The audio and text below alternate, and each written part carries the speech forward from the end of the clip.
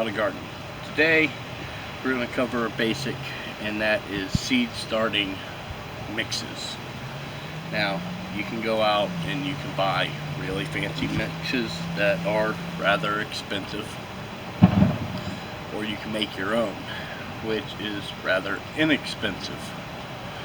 Now, the mix that I use is something that I mix myself, and it's something that I put together from experience from many years of working on various different projects. And this is my seed starting mix.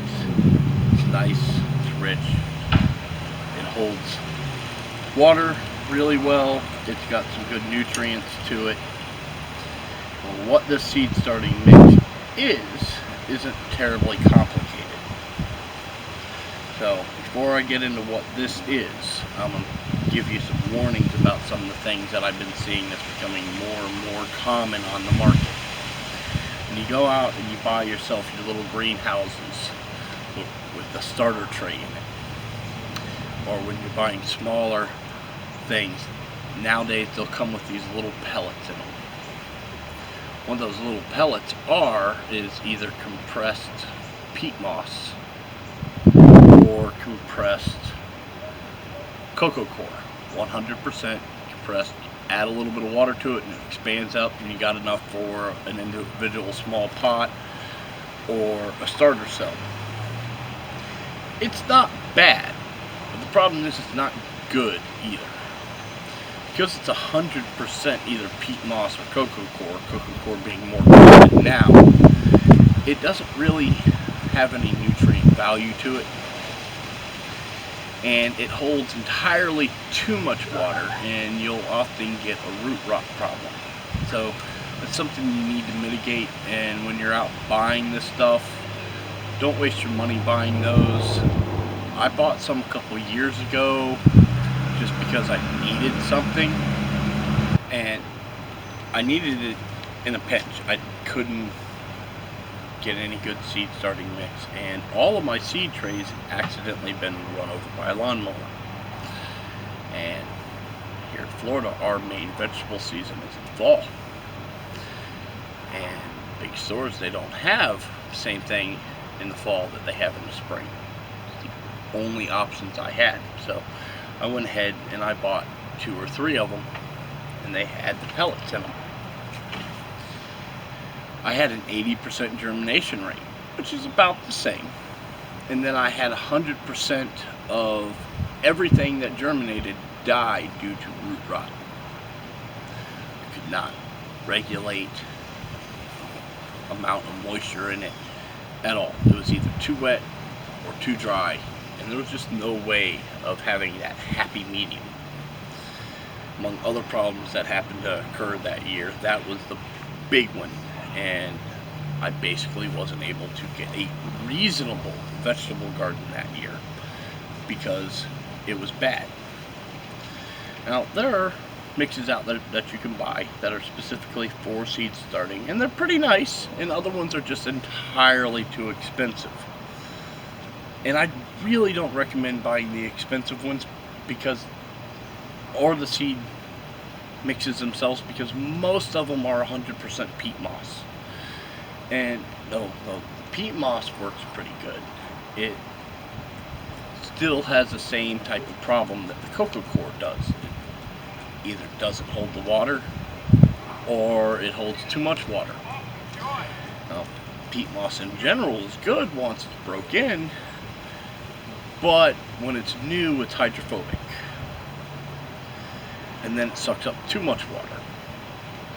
So this is the mix that I've been using for quite a few years, and it's really not complicated.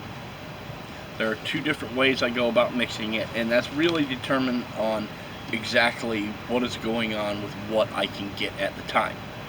And the first one, and the first ingredient, is just compost. Regular compost. It can be kitchen scrap compost, it can be yard waste, it could be composted wood chips.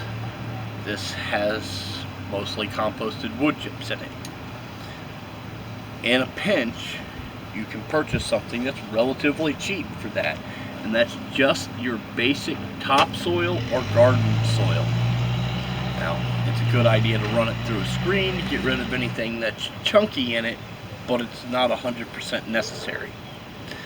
Then I'll mix 1 bag of this, or an equivalent of compost, with an equal amount of either peat moss or coco coir. I recommend the coco coir over the peat moss when you're doing this because it's more environmentally friendly. It comes from the industry for coconuts. It's the leftover husk on the outside that they remove before they ship the coconuts to the grocery store. It's chopped up, it works pretty good. Now, peat moss works equally as well when it's properly mixed this way and properly added water to it in advance, at least a couple of days. The problem and reason why I don't recommend the peat moss, if you can avoid it, is because it comes out of the peat bogs. It's kind of obvious because it's peat moss. But the peat bogs are one of the top carbon sequesters systems on the planet. So the more we mine that out and send it out, the less carbon that is going into that carbon sink. It is kind of a bit of a problem environmentally. We kind of want to suck as much carbon as we can out. This is coco coir that is actually from a pet store, which is the most expensive way you can possibly buy this stuff. But I get it as a used coco coir because it's being used in an aquarium that houses hermit crabs. So instead of throwing it away after the hermit crabs run around on it for a month, it goes into this. It's already pre-moistened when it's like this, and you just add it in at about 50% ratio.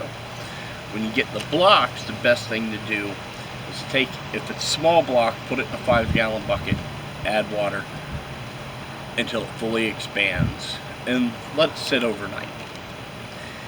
If it's one of the really big blocks, one of the big blocks actually equals an entire wheelbarrow full. So be prepared to deal with a wheelbarrow full, because once that stuff fluffs up, you've got a ton of it.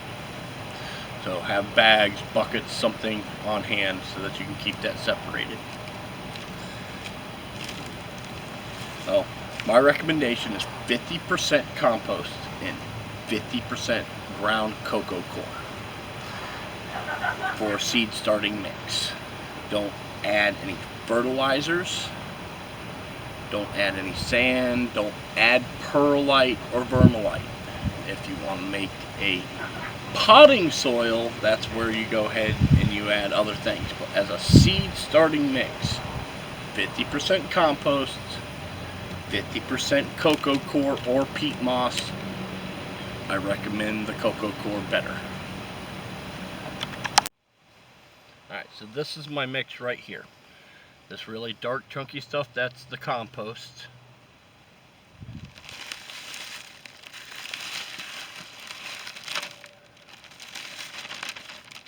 And that's the coco coir. Just mix it up really, really well. 50% of each. If it's dry at this point, add water. I recommend you keep this type of mixture in a large tub with a lid. It makes life a lot easier later down the road.